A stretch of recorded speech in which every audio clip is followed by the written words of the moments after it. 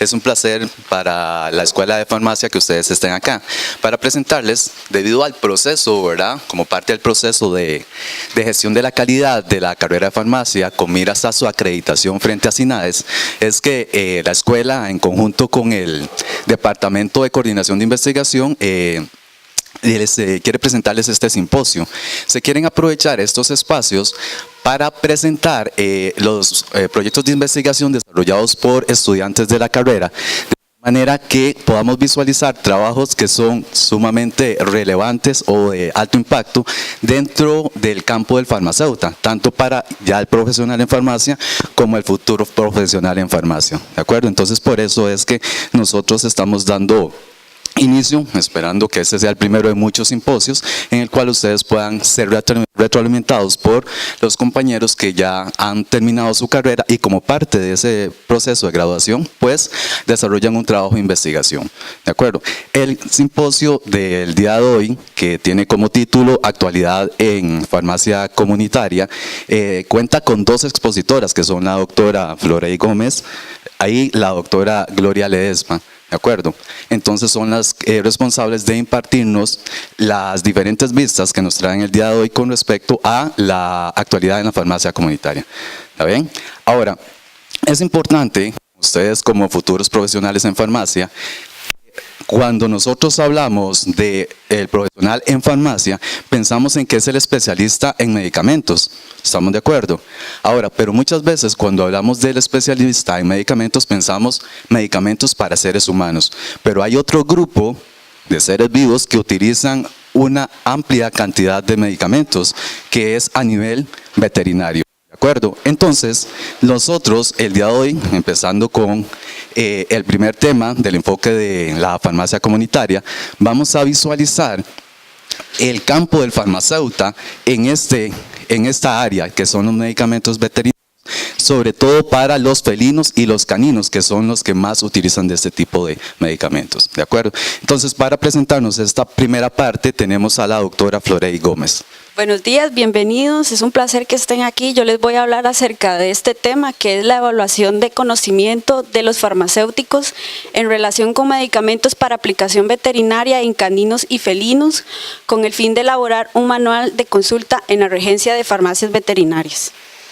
A manera de introducción, la problemática que esto presenta es cuál es el conocimiento que posee el farmacéutico acerca de los medicamentos para aplicación veterinaria, porque una cosa es el conocimiento que nosotros adquirimos en la universidad, pero hay muchos de estos medicamentos que no se pueden utilizar en esta población. Entonces, aquí entra la capacidad del farmacéutica farmacéutica que tenga para poder discernir qué medicamentos se pueden aplicar en esta población. Desde el 2003, el Colegio de Farmacéuticos interpuso un oficio ante la Procuraduría General de la República para ver si era posible que un farmacéutico regentara una farmacia veterinaria. La respuesta a ese oficio se dio en febrero del 2014, en donde ellos dijeron que sí se podía, que el regente sería un médico veterinario o un farmacéutico, el que estaría a cargo de la dirección científica y técnica del establecimiento. Pero muchos de los farmacéuticos no tienen esa capacidad para poder desempeñarse en ese campo. Entonces ahí entra el problema de esta investigación. Algo muy importante, se da una clasificación especial de los medicamentos para aplicación veterinaria que rige en Costa Rica. Esta clasificación fue hecha por el MAC y por el Colegio de Veterinarios de Costa Rica. Son 4 grupos, dependiendo de la peligrosidad que tengan los medicamentos. El grupo número 1 van a ser los medicamentos que solamente van a poder ser vendidos con receta oficial del Ministerio de Salud. Dentro de estos medicamentos se encuentra lo que son, por ejemplo, todo lo que son los psicotrópicos y los estupefacientes, como el diazepam.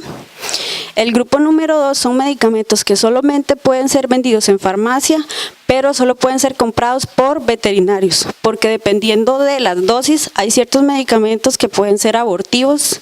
En el caso de los anticonceptivos, hay hormonas que pueden ser utilizadas para dopaje. Entonces estos medicamentos solamente pueden ser vendidos a veterinarios para que estos los apliquen en las clínicas de ellos. El grupo número 3 son los medicamentos más comunes que muchos de nosotros ya conocemos, como lo que son los antibióticos, los antihistamínicos, los AINES, las vitaminas, las vacunas, por ejemplo. Y el grupo número 4 son medicamentos que son de venta libre, siempre y cuando no tengan ningún principio activo, como lo que son champús no medicados, jabones no medicados, desodorantes para animales, aguas perfumadas para animales. Si uno está a cargo de la regencia de una farmacia veterinaria, la vía oral siempre va a ser la vía de preferencia en los veterinarios, ya sea para comprimidos, tabletas o jarabes. Aquí un procedimiento fácil va a ser parecido para ambos con algunas diferencias. Para administrar un comprimido o una tableta a un gato, lo primero que se tiene que hacer es envolver el animal en una toalla, para que no arañe al dueño o a la persona que le está administrando el comprimido. Solamente se deja descubierto lo que es el cuello y la cabeza. Después con una mano se toma la cabeza y se hace que vire hacia arriba. Él por reflejo va a tender a abrir la boca. Siempre hay que colocar la mano detrás de los colmillos del animal para que abra la parte de abajo de la mandíbula más fácilmente. El comprimido se va a tomar con el dedo índice y el pulgar y se va a introducir en la garganta y con el dedo del medio se va a empujar todo lo que se pueda dentro de la garganta del animal. Rápidamente se cierra la boca y se le da un ligero masaje en la garganta para que se estimule la deglución de el comprimido siempre se da de frente, en la parte de frente del animal, porque los colmillos que están adelante tienen un espacio, por lo tanto si el animal llegara a cerrar la boca no lo va a morder a uno. Si uno mete la mano de lado, con los dientes laterales lo van a morder a uno. Y finalmente se le da un poquito de agua con una jeringa, siempre esperando que trague el primer chorro para dar el siguiente para que no se atragante. En el caso de los perros viene siendo parecido. Como los dientes de los perros son un poco más grandes, lo que se hace es que se envuelve con el mismo labio del perro los dientes laterales, como lo muestra la fotografía 2. Entonces igual se toma el comprimido con el dedo índice y el pulgar y se introduce lo más profundo que se pueda dentro de la garganta. Igual siempre con la cabeza viendo hacia arriba, se hace un ligero masaje en la garganta para estimular la deglución y se le da un poquito de agua con una jeringa, pero se debe de colocar de lado cuando se da los poquitos de chorros de agua, porque si se coloca de frente, el animal activará el reflejo de la tos. Les voy a hablar un poquito de lo que son los medicamentos según las especialidades farmacéuticas para medicina veterinaria. Existen varias clasificaciones, pero esta es como la más fácil de interpretar. Están los fármacos que actúan a nivel del sistema nervioso central, del sistema nervioso autónomo, del aparato cardiovascular, del aparato digestivo, farmacología nutricional, farmacología hormonal, fármacos quimioterapéuticos, fármacos antiparasitarios y fármacos antimicóticos. Yo les voy a hablar de ciertos grupos de medicamentos que van a tener mucha venta en una farmacia veterinaria. El primer grupo que va a tener mucha venta van a ser los antiinflamatorios no esteroideos. No todos los fármacos de este grupo se les pueden administrar a ellos. ¿Por qué? Porque, por ejemplo, lo que son el naproxeno y el ibuprofeno, que son de fácil acceso en una farmacia de comunidad, la dosis tóxica y la dosis terapéutica es muy cercana. Entonces, se prefiere no dar este tipo de medicamentos en estos animales, porque se puede llegar al error y llegar a la toxicidad. El acetaminofén es un medicamento que se puede conseguir también muy fácilmente, pero en lo que es en los felinos no se puede dar porque ellos no tienen glucuronil transferasa, por lo tanto ellos no realizan la glucoconjugación y se acumulan los metabolitos tóxicos en el hígado. En caninos ellos sí tienen un poquito más de esta enzima, pero igual con un poquito de más que se dé se puede llegar a dosis tóxicas y letales. En caninos y felinos, los principales antiinflamatorios no esteroideos que se dan son el carprofeno, que es de uso exclusivo veterinario, que se usa mucho para el dolor crónico, postquirúrgico y todo lo que son las artritis. El ketoprofeno, el ketorolaco, el diclofenaco, el flurbiprofeno, el meloxicam y el piroxicam. Se prefiere mucho lo que son los COX-2 selectivos para dar en esta población. En caninos existen medicamentos que solamente se pueden dar en ellos y no en felinos, que también son COX-2 selectivos, pero solamente son de uso veterinario exclusivo, como lo que son el Mabacoxib y el Cimicoxib, que viene siendo parecido al Celecoxib en humanos. Cabe destacar que el Cimicoxib provoca reacciones de hipersensibilidad muy severas en humanos, por lo que a la hora de administrar el comprimido se debe de hacer con guantes de látex. Y la fenilbutazona, que es un medicamento antiinflamatorio, antipirético, analgésico y antiespasmódico. Este otro grupo de medicamentos, los anticonceptivos, se han puesto muy de moda para administrar en esta población. Es muy importante destacar que lo máximo que se puede dar de anticonceptivos en caninos y felinos son 2 años, porque los efectos secundarios a largo plazo son muy severos, como lo que son hiperplasias mamarias, tumores endometriales y descargas vaginales purulentas o hemorrágicas. El primer medicamento dentro de este grupo es el aglepristón. Este medicamento se utiliza como abortivo, por lo tanto pertenece al grupo número 2. Todos pertenecen al grupo número 2. Después se puede utilizar lo que es el ciprionato de estradiol. Este tiene acción anticonceptiva para la incontinencia urinaria, por ejemplo. También se puede utilizar para prevención de la implantación del óvulo fecundado. La clormadinona es un medicamento que se utiliza para controlar las ninfomanías y la hipersexualidad del macho. También tiene efecto anticonceptivo y abortivo, dependiendo de la dosis en la que se administre. Y la medroxiprogesterona, que también existe para seres humanos, tiene efecto anticonceptivo. Los desparasitantes van a ser otro grupo de medicamentos que van a tener mucha venta en una farmacia veterinaria. Los que se pueden utilizar en ambas poblaciones, por ejemplo, el fipronil. Este medicamento es para controlar todo lo que son las pulgas, las garrapatas, los ácaros, los piojos y la sarna. Es uno de los más completos. El praziquantel, espinosat y se utiliza más que todo para controlar pulgas. El albendazol para parásitos internos. La celamectina también es de los desparasitantes más completos que hay. En caninos también se puede dar lo que es el imidacloprid, la permitrina, pero solo son para las pulgas. La ivermectina, que es para desparasitar interna y externamente. El cumafos y el amitraz, que son medicamentos muy completos para tratar lo que son pulgas, garrapatas, piojos, ácaros y sarna.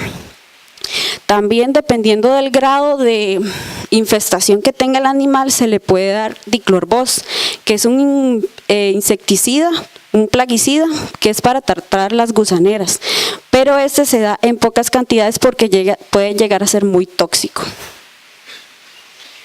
Después, un grupo de medicamentos desconocidos para los farmacéuticos son lo que son los eutanásicos. En este caso se utilizan 2 tipos, el fenobarbital solo o el fenobarbital combinado con difenil y dantoína. El fenobarbital solo también se puede utilizar para lo que es efecto anestésico y sedante. Para llegar al efecto eutanásico se necesita doblar o triplicar la dosis. Estos medicamentos actúan a nivel del sistema nervioso central, a nivel de la corteza cerebral, suprimiendo todo, durmiendo el animal y dándole para que no tenga más sufrimiento. Las benzodiazepinas no todas se pueden utilizar en esta población porque tienen efecto paradójico, excepto estos 2. Efecto paradójico sería que en vez de que el animal se calme y se tranquilice, se va a poner alterado y el hígado puede llegar a fallar. El diazepam se utiliza como como convulsivo y como preanestésico, y el midazolam para el mantenimiento de la anestesia. Y les puse las dosis para que ustedes vieran que la cantidad que se utiliza es muy pequeña, porque puede llegar al efecto paradójico. Para continuar, serían los preanestésicos. Los preanestésicos que más se utilizan son la azepromacina y la silacina. Esto se utiliza para no dar grandes cantidades de anestésicos de acción prolongada y lo que ayuda a que el animal se despierte más rápidamente después de la operación. La azepromacina, además de ser un preanestésico, tiene efecto anticinitósico, que significa que cuando hay viajes largos el animal no se va a marear. La silacina también tiene efecto de relajante muscular. De cicatrizantes, existen ciertos medicamentos que se utilizan o que ayudan a la cicatrización, por ejemplo lo que es el clotrimazol, que es un medicamento antifúngico. El aluminio micronizado en spray se utiliza como una capa protectora sobre las heridas, y el ketaserin, que ayuda a la recuperación porque incrementa la vascularización de las heridas. Existe un medicamento que ha salido muy nuevo que es para ayudar a la obesidad en perros. Viene siendo como parecido a la fentermina, se llama dirloptapide. Esto lo que hace una sensación de saciedad en los perros, porque lo que ayuda es que se mantenga dentro de las cicatrizantes. Existen ciertos medicamentos que se utilizan o que ayudan a la cicatrización, por ejemplo lo que es el clotrimazol, que es un medicamento antifúngico. El aluminio micronizado en spray se utiliza como una capa protectora sobre las heridas, y el ketaserin, que ayuda a ayudar a la recuperación porque incrementa la vascularización de las heridas. Bueno, no me sorprendió, ya me lo imaginaba, que casi ningún farmacéutico conoce nada, y los que conocen es porque han tenido alguna experiencia relacionada con alguna mascota que ellos han tenido. Yo les pregunté acerca de enfermedades comunes que ellos pueden tener, como lo que son, las que menos sabían o conocían eran lo que es la ehrlichiosis. Esto es una enfermedad transmitida por las garrapatas, por eso es tan importante los desparasitantes, que lleva a trastornos neurológicos en el perro. Y la lipidosis hepática, que es la acumulación de triglicéridos en los gatos por la mala alimentación. Lo que más conocían eran las tiñas. Estas se dan más que todo por las peluquerías caninas, en donde se utilizan los utensilios de animales a otro y no se esterilizan adecuadamente. Las epilepsias, que es un trastorno neurológico de los perros, y la diabetes y la hipertensión, más que todo se da por la mala alimentación, el sobrepeso que estos tienen y la falta de ejercicio. Les pregunté acerca del uso de los antiinflamatorios no esteroideos, porque no todos se pueden utilizar, como les comenté anteriormente. Muchos de ellos decidieron no responder a esta pregunta, y los que más marcaron son los que no se dan. Las opciones correctas serían los últimos tres, que son el ketoprofeno, el diclofenaco y el meloxicam. Igual, los antiinflamatorios no esteroideos que se pueden dar en caninos, la mayoría no quiso responder porque no sabían cuál era la respuesta, y los tres últimos eran poco conocidos porque son de uso veterinario exclusivo. Por lo tanto, la mayoría marcó el diclofenaco y el flurbiprofeno. Después, los efectos secundarios de los desparasitantes. Dependiendo del principio activo, así va a ser el efecto secundario que ellos vayan a tener o la reacción adversa que vayan a presentar. Las menos conocidas son las neurotoxicidades, porque les había comentado anteriormente que muchos usan plaguicidas, tipos insecticida dentro de su formulación. La mayoría marcaba lo que eran vómitos y diarrea cuando son desparasitantes por vía oral. Los efectos secundarios o las reacciones adversas de los anticonceptivos son desconocidas para la mayoría de los farmacéuticos, la mayoría no quiso responder, pero se pueden presentar de todo tipo de reacciones adversas, como lo que son incremento del apetito, aumento de peso, hiperplasias mamarias, descargas vaginales purulentas, hiperplasias endometriales, descargas vaginales hemorrágicas, endometritis, cambios en el color del pelo y toxicidad de médula ósea. Así que solo por 2 años se puede dar este tipo de medicamentos, y ya se debe optar después por la esterilización definitiva. Los eutanásicos son un grupo desconocido para los farmacéuticos, nadie sabe nada de eutanásicos.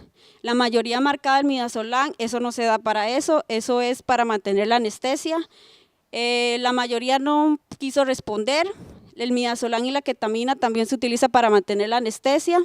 La cepromacina y la silacina, como les había dicho, son preanestésicos y la opción correcta era el pentobarbital y la de fenilhidantoína, que apenas tuvo un 7% de los 60 farmacéuticos entrevistados. Finalmente, para concluir, la propuesta mía fue elaborar un manual de regencia en las farmacias veterinarias.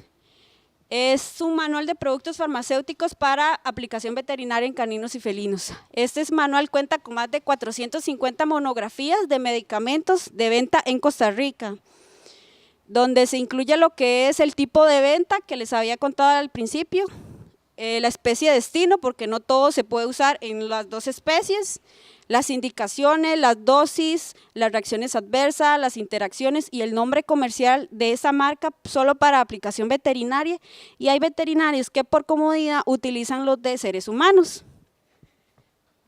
Les agradezco mucho su atención y espero que haya sido de utilidad todo lo que les vine a exponer el día de hoy. Muchas gracias. Bueno, muchísimas gracias, Florey, por esa presentación y ese enriquecedor retroalimentación sobre la actualidad acá en farmacia. Ahora vamos a dar espacio a consultas o preguntas que tengan algunos de ustedes. Lo vamos a hacer levantando la mano la persona que tenga una consulta para la doctora Florey.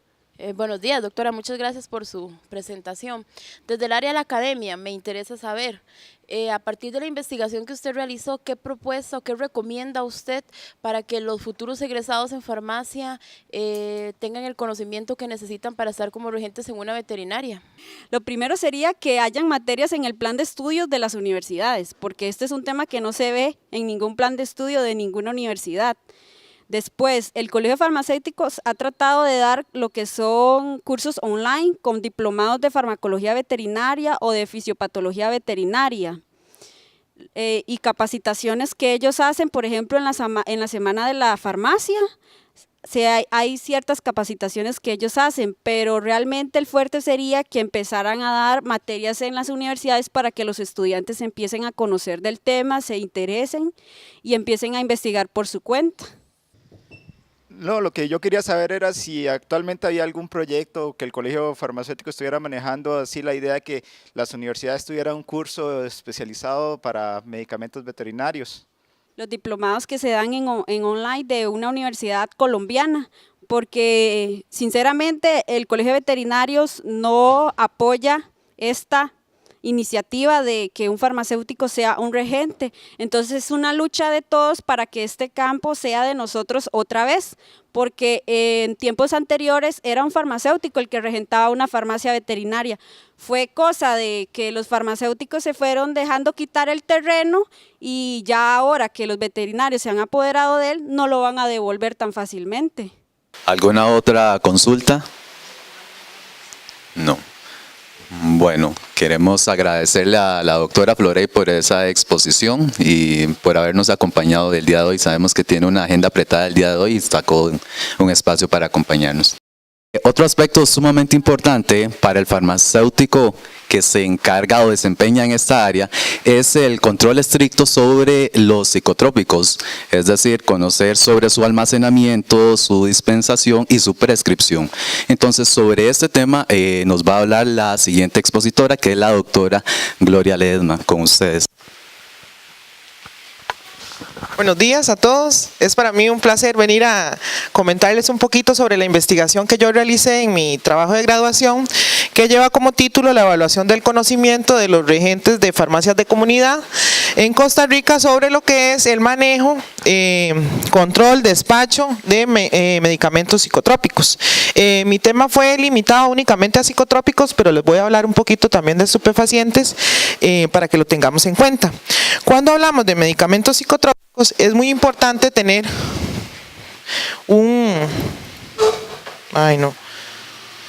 Cuando hablamos de es importante destacar o hacer un viaje por la historia y conocer todo lo que implica los psicotrópicos. En 1961 se realizó una convención única de la Organización de las Naciones Unidas, donde se empezaron a hablar sobre personas que estaban utilizando medicamentos y que estaban haciendo abuso de dichos medicamentos.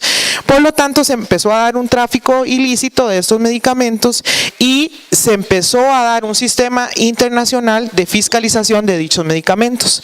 Para 1971 ya se empiezan a hacer una convención en Viena, donde se empiezan a dar licencias para poder utilizar estos medicamentos y dar con este fin en poder encontrar esas personas o estos medicamentos que estaban provocando la adicción de los medicamentos con las personas. Se empiezan a hablar un poquito sobre la propaganda de dichos medicamentos, que no está permitida, y sobre el comercio internacional de dichos medicamentos. Para 1988 ya se empiezan a dar las leyes de importación y exportación para estos principios activos, y se empiezan a poner lo que son las leyes para las zonas francas, donde se van a importar o exportar dichos medicamentos. A nivel nacional, nuestro país no estuvo ajeno a esta realidad. En 1988 se crea la Ley sobre Estupefacientes y Sustancias Psicotrópicas de Uso No Autorizado y Actividades Conexas. Para 1991 se hace una reforma a la Ley General de Salud, donde se incluye que únicamente los farmacéuticos son los especialistas o los indicados para poder manipular dichas sustancias.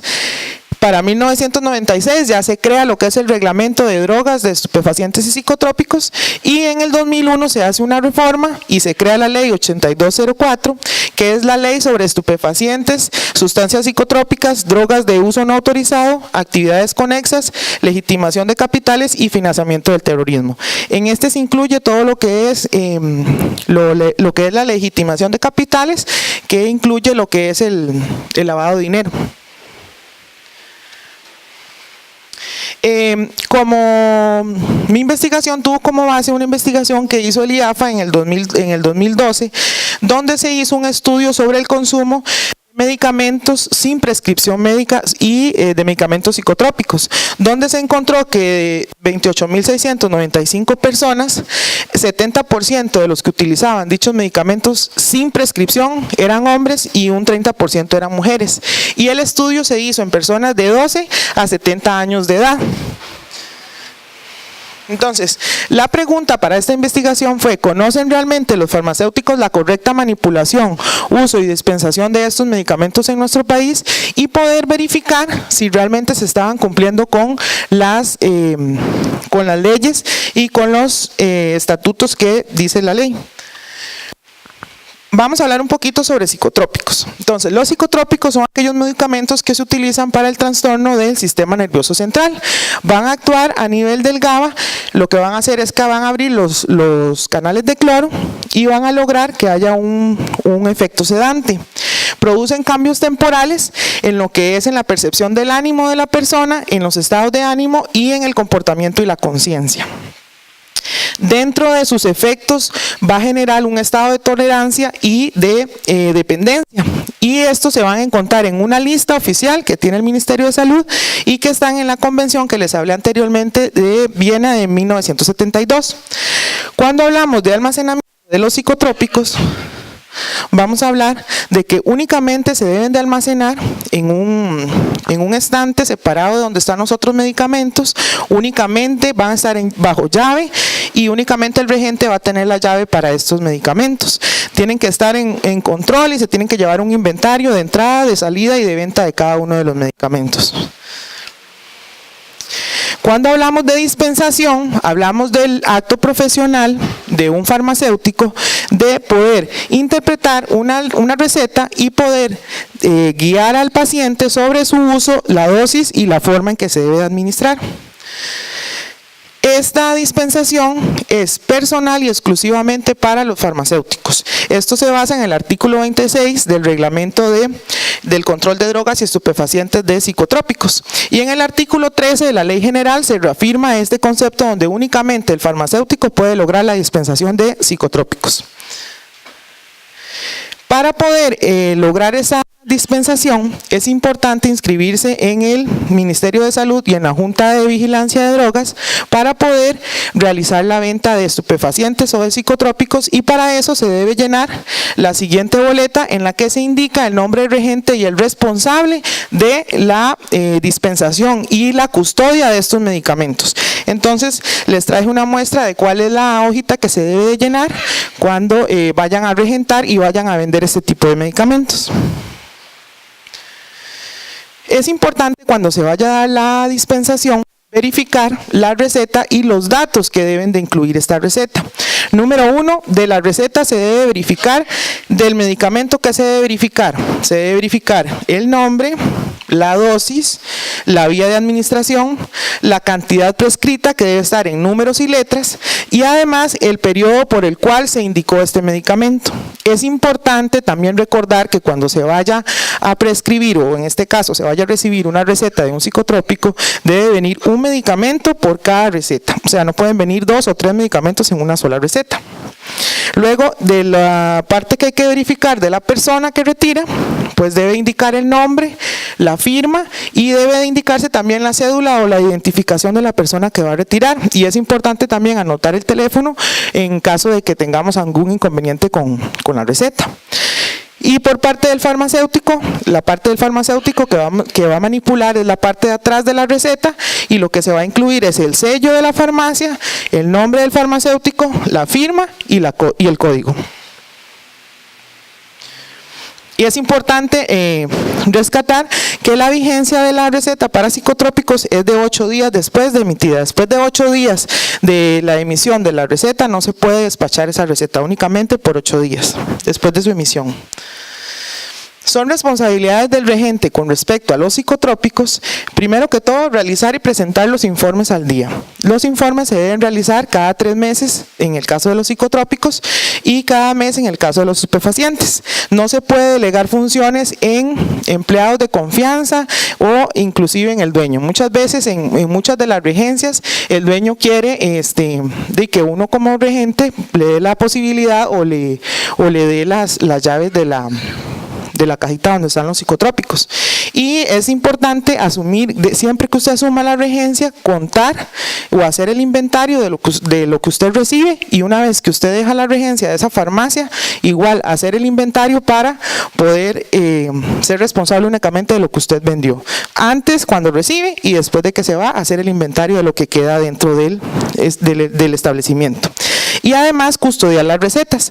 Las recetas de los psicotrópicos se deben de custodiar por 2 años y después de esto se debe hacer un acta de destrucción de las recetas para verificar que ya esas recetas quedan nulas. Otro de los temas importantes para psicotrópicos es la prescripción. Hablamos de prescripción como aquel acto profesional de una persona autorizada para poder indicar a un paciente la dosis y las cantidades recomendadas para cierta patología. ¿Quiénes son los encargados de la prescripción de psicotrópicos? Pues los encargados son los odontólogos, médicos veterinarios y médicos cirujanos, según lo indica el artículo 24 del Reglamento para el Control de Drogas y Estupefacientes. Dentro de las características importantes de una buena prescripción tienen que ser que solamente se va a prescribir con fines terapéuticos. Nunca se debe de prescribir en el caso de las personas autorizadas para el tratamiento de adicciones. Es importante registrar las firmas en el Ministerio de Salud y aparte de eso debe estar documentada en un expediente clínico donde se indique la patología de la persona y para qué va a ser utilizado este medicamento.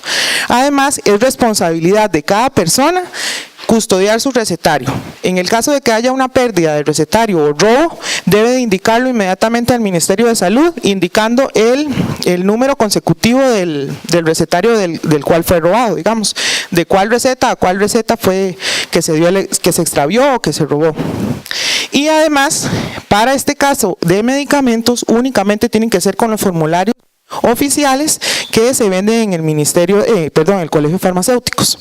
Ahora el gobierno está haciendo una propuesta que es el gobierno digital, que es una receta digital, pero aún no está disponible, y para ello tanto las personas que prescriben como las personas que van a dispensar es necesario contar con firma digital para poder ser responsables de tanto de la prescripción como la dispensación. El formulario oficial que se utiliza para la prescripción es el siguiente: va a contar con un consecutivo que va a estar registrado en el Colegio de Farmacéuticos a cuál fue el médico que se indicó. Cuenta con el número de colegiado y el nombre del médico que prescribe. Se debe indicar el nombre de la persona con los 2 apellidos. Se debe indicar la edad, número de identificación y el domicilio o dirección del paciente. Se debe de indicar el medicamento a prescribir en cantidades con letras y números, y además se debe indicar la dosis y el tiempo en que se va, por el tiempo que se va a dar el medicamento, y además la firma del médico que lo indica. Esa es en la parte de adelante. Esta parte de la receta es únicamente de manipulación del prescriptor, o sea, del médico que va a mandar la dosis. La parte de atrás de la receta es la parte que se manipulan o que manipula el farmacéutico.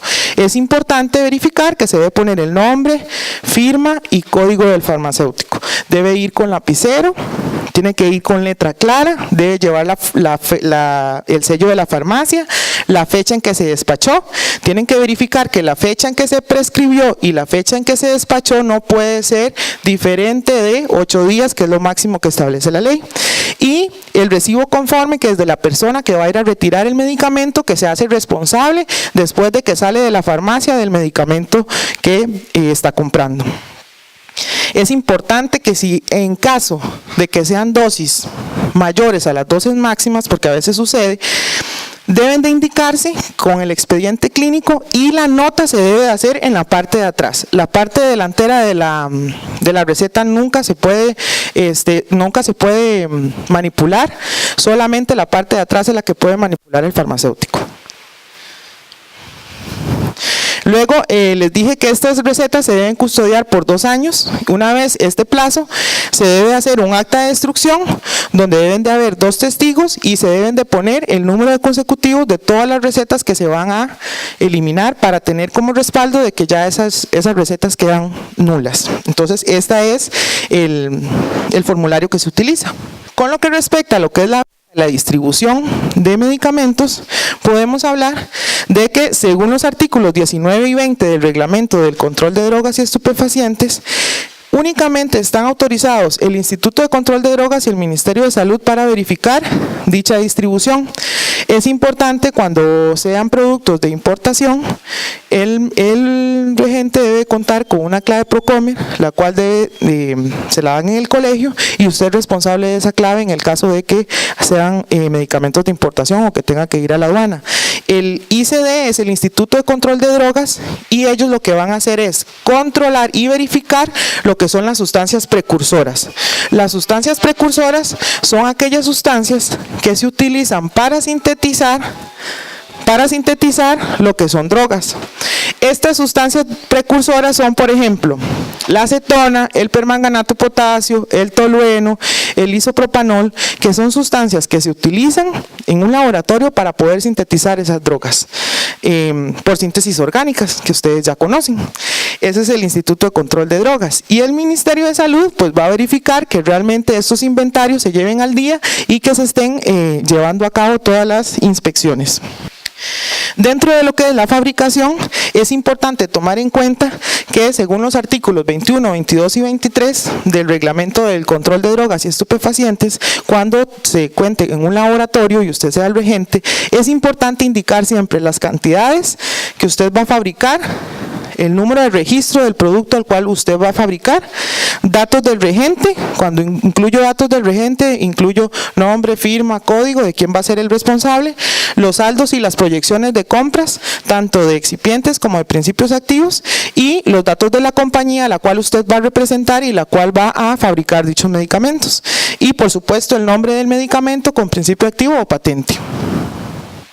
Y cuando hablamos de psicotrópicos, como son medicamentos controlados, pues vamos a ver quiénes son los que controlan dicho proceso.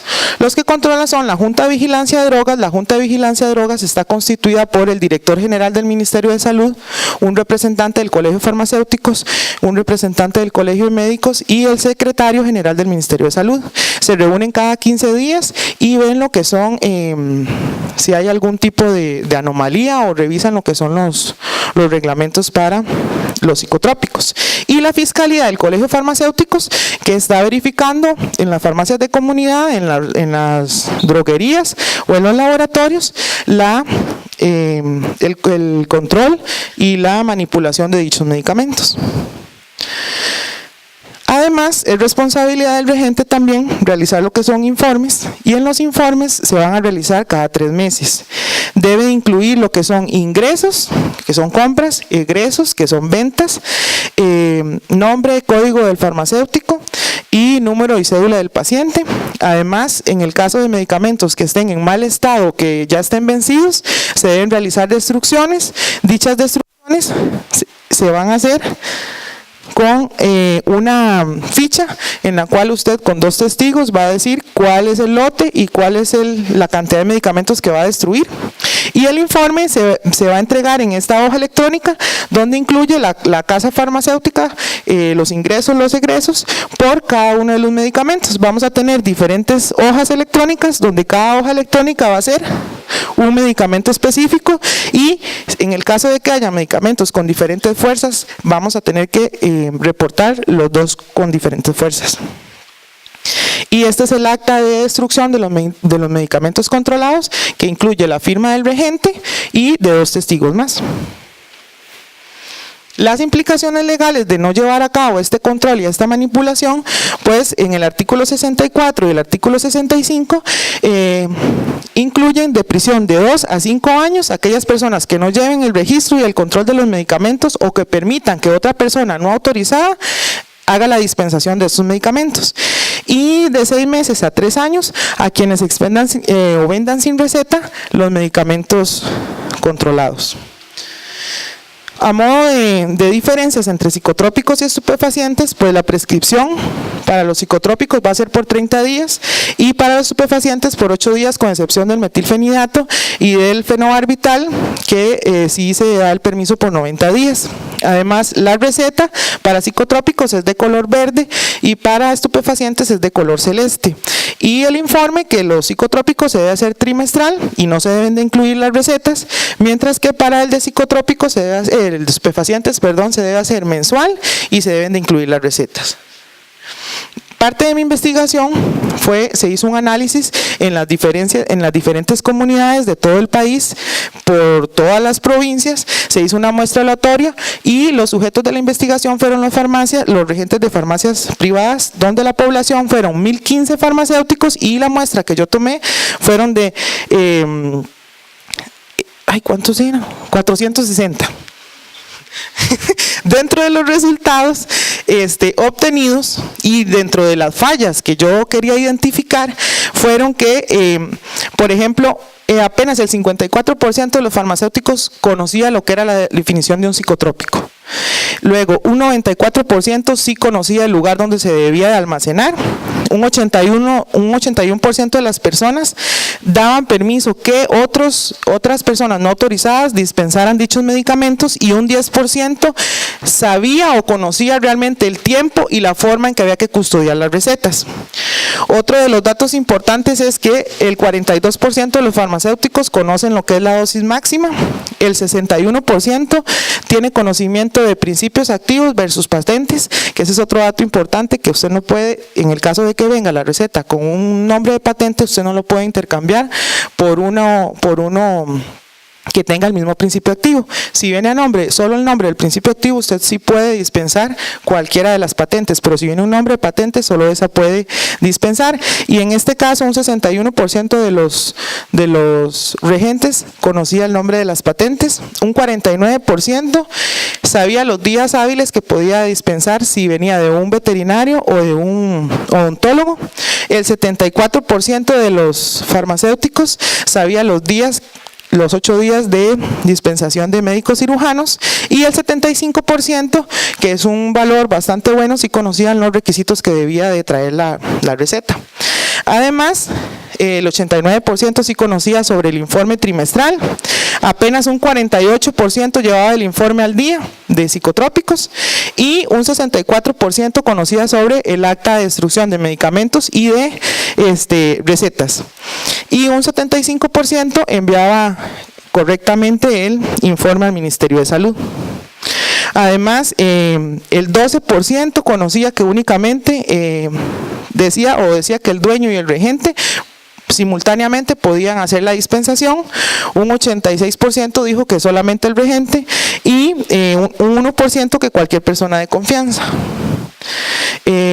Después hice una pregunta sobre cuántas veces habían ido actualizaciones sobre psicotrópicos una vez que habían salido de la universidad, y un 85% no había llevado actualización sobre psicotrópicos, siendo un tema tan delicado.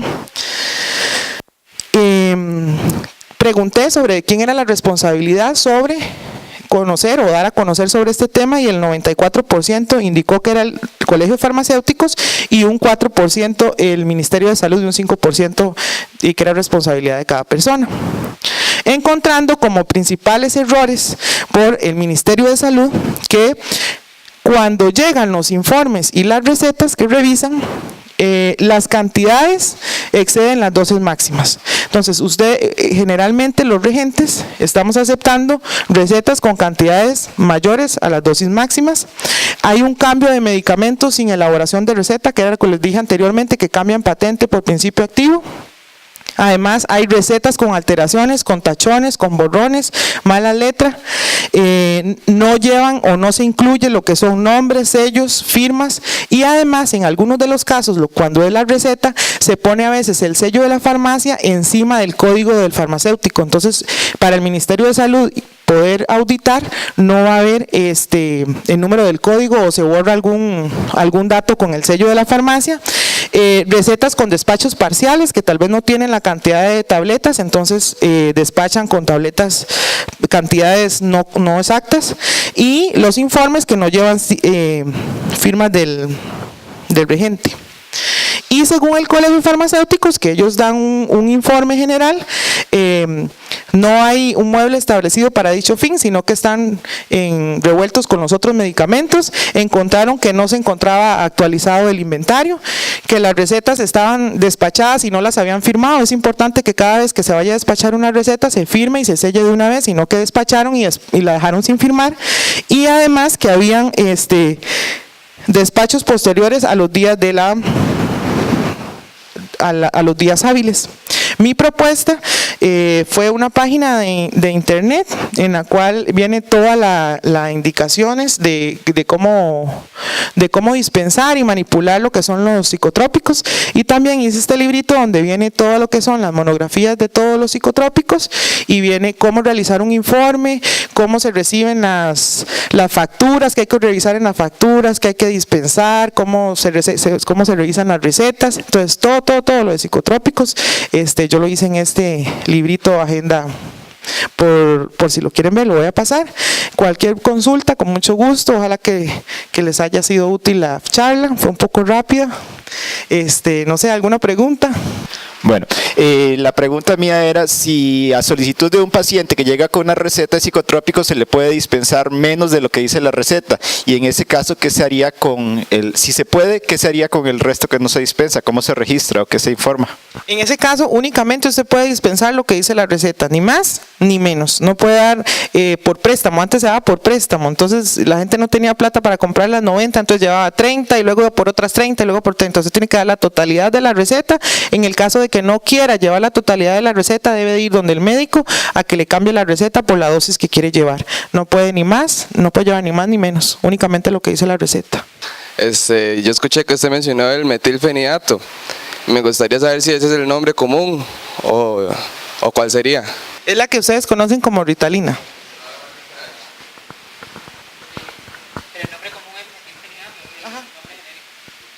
¿Alguna otra consulta? No, bueno, agradecer a la doctora Gloria por la exposición y la retroalimentación con respecto a estos factores que son sumamente importantes dentro del campo farmacéutico, específicamente de farmacia de comunidad.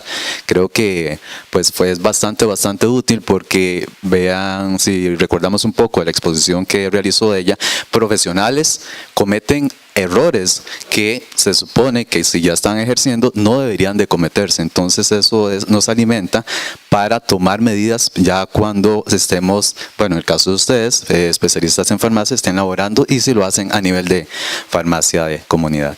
Ahora, por parte de la Escuela de Farmacia y la Coordinación de Investigación, pues queremos agradecerles a las expositoras, a la doctora Florey, que tuvo que marcharse por compromisos previos que ya tenía, a la doctora Gloria por la exposición que nos hizo y a ustedes por estar presentes acá compartiendo de este simposio, ¿verdad? Y muy agradecidos por eso.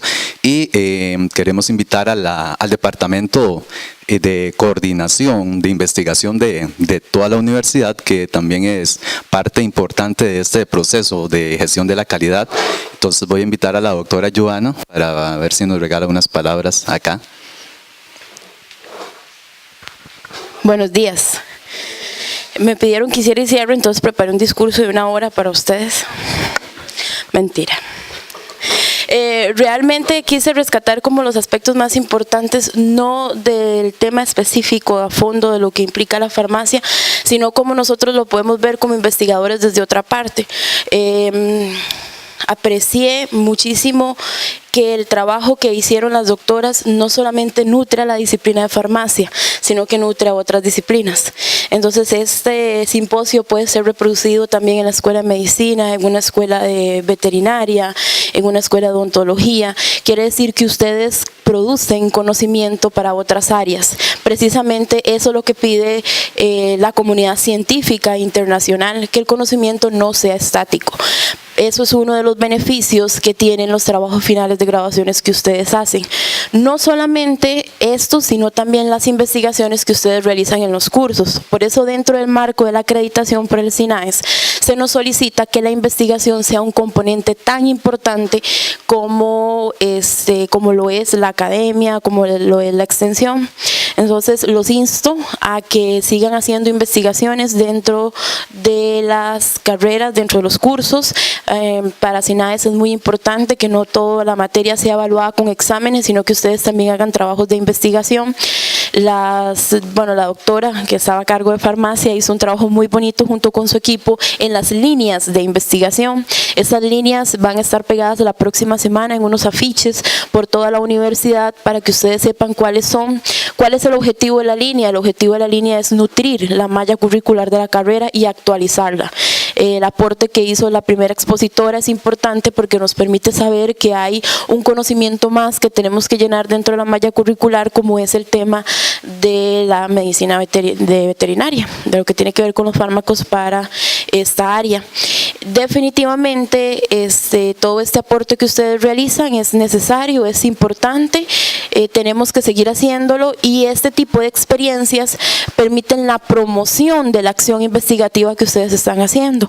Si no los hubiésemos invitado a ustedes hoy aquí, no nos hubiéramos enterado pues tal vez de tan excelente trabajo realizadas por ellas. Entonces estas actividades tienen que seguir reproduciéndose y tienen que seguir haciéndose para que podamos innovar, asumir los retos en el siglo que nos encontramos, que no es lo mismo un profesional de farmacia egresado de 1970, 1980, un profesional en farmacia egresado en este momento.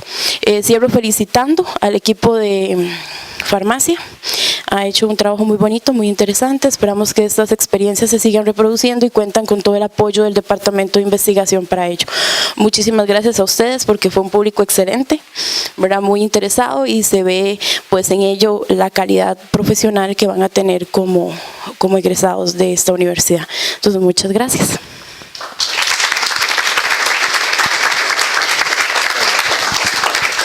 Doctora, si quiere compartir con nosotros unas pequeñas palabras antes de pasar al refrigerio.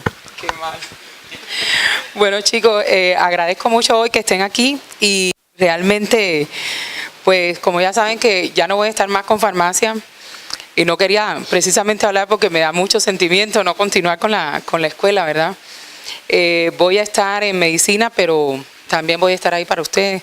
En estos momentos no tengo mucho tiempo porque estoy con lo de la acreditación, pero de verdad que me voy de la escuela con mucho orgullo de que sé que los que van a salir de aquí van a salir muy bien preparados y estamos haciendo bien las cosas. Le pido todos los días a los profesores que sean más estrictos en las clases, que les pidan más nivel, más calidad por parte de ustedes, porque yo sé que son muy capaces, son muy disciplinados y realmente me he sentido muy orgullosa y me siento muy orgullosa de haber sido la directora de farmacia. Creo que van a existir más actividades como esta y les pido todo el apoyo a los compañeros que están formando parte ahora del equipo. Esto nutre muchísimo el conocimiento. Hay cosas en las aulas que no se pueden dar porque no alcanza el tiempo, ya lo saben. Y bueno, es importante participar en estas actividades para que sigan pues conociendo un poquito más lo que está pasando afuera, porque esta es la realidad de todos los días y la verdad que no me gustaría que ustedes estuvieran allá afuera, fueran sujetos de investigación de otras tesis y de otras investigaciones y que realmente estuvieran en ese porcentaje donde las personas no saben lo que hay que hacer en su trabajo diario, ¿verdad?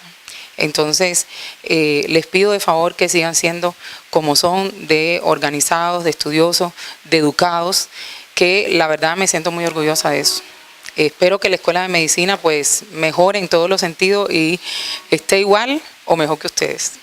Que yo lo dudo, ¿verdad? Pero realmente son dos gremios bastante lindos que me competen, ¿verdad? Pero no sé, mi corazón sigue estando en farmacia, increíblemente sí. Siempre les digo que la carrera que más me gusta es medicina, pero la que más me gusta dirigir es farmacia, precisamente por la calidad que tienen los estudiantes y los profesores que tengo acá. Entonces, muchas gracias.